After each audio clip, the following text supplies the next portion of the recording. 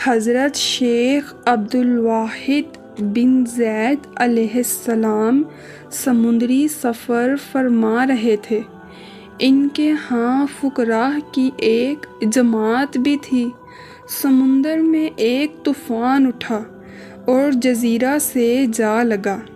حضرت شیخ نے وہاں ایک بت پرست کو دیکھا۔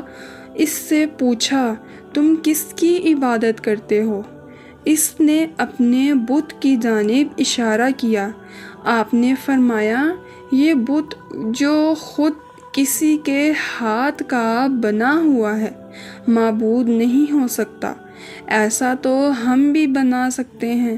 اس نے پوچھا، آپ لوگ کس کی عبادت کرتے ہیں؟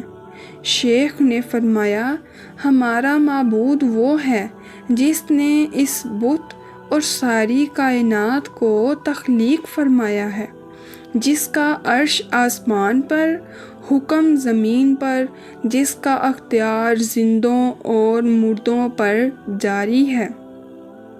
اس نے پوچھا، تمہیں یہ باتیں کیسے معلوم ہوئی؟ شیخ نے فرمایا، اس بادشاہ حقیقی نے ہم میں ایک سچا رسول بھیجا۔ اس نے ہمیں خدائے تعالیٰ کی جانب بلایا اور اس نے سوال کیا، وہ رسول کہاں ہیں؟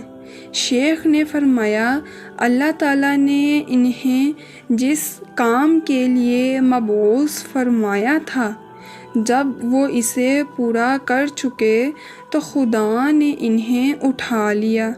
اس نے پھر پوچھا، آپ کے پاس کیا ان کی کوئی نشانی موجود ہے؟ شیخ نے فرمایا، بے شک ان کی نشانی اللہ کی کتاب ہے، اور پھر اسے قرآن مجید کی سورہ پڑھ کر سنائی۔ وہ سن کر اشک بار ہوا اور کہنے لگا، یہ جس کا مقدس کلام ہے، اس کی فرمانبرداری دل و جان سے کرنی چاہیے، اور مسلمان ہو گیا۔ شیخ اور ان کے رفقا نے اسے قرآن کی کچھ سورتیں اور دین کے احکام سکھائے۔ رات کے وقت لوگ سو رہے تھے۔ اس نے پوچھا، کیا معبود سوتا بھی ہے؟ جواب ملا، وہ سونے سے پاک ہے، وہ ہمہ وقت زندہ اور قائم ہے۔ اس نے کہا، جس کا آقا نہ سوتا ہو، اس کے بندوں کا سونا کیسی بے نصیبی ہے۔ لوگ متعجب ہوئے۔ شیخ کا قافلہ جزیرہ سے روانہ ہوا تو اس نے بھی ہمراہ چلنے کی درخواست کی۔ لوگوں نے اسے بھی ساتھ لے لیا۔ وہاں سے آبادان پہنچے۔ ان لوگوں نے سوچا، یہ اپنا نادار نو مسلم بھائی ہے، باہم چندہ کر کے کچھ اس کی مالی مدد کریں گے، مگر اس نے پیسے نہیں لیے۔ کہنے لگا، اللہ کے سوا کوئی معبود نہیں، عجیب معاملہ ہے، آپ ہی لوگوں نے مجھے راہ راست دکھائی اور آپ ہی بھٹک رہے ہیں۔